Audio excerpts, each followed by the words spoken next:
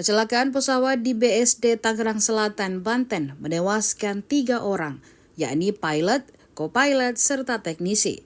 Salah satu saksi mata, Rafael, mengatakan pesawat tersebut jatuh sekitar pukul 13.45 waktu Indonesia Barat.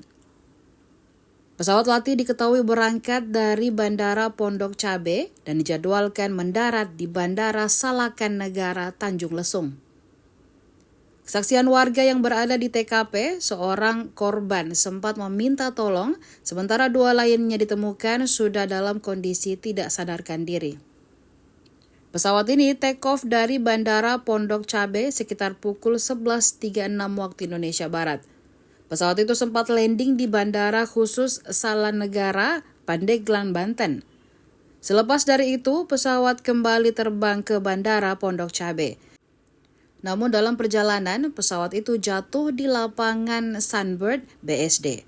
Dikatakan selama penerbangan, hujan deras mengguyur kawasan BSD Tangerang. Berdasarkan informasi yang dihimpun, pesawat milik Indonesia Flying Club atau Perkumpulan Penerbangan Indonesia tersebut terbang dari daerah Tanjung Lesung, Banten menuju Pondok Cabe, Tangerang Selatan.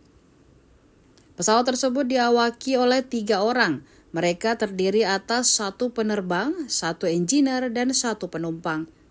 Humas Kantor SAR Jakarta, Ramli Prasetyo, mengatakan ketiga orang tewas bernama Pulude dan Mayor Purnawirawan Suwanda.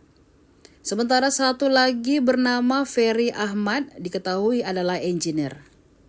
Download Tribun X sekarang, menghadirkan lokal menjadi Indonesia.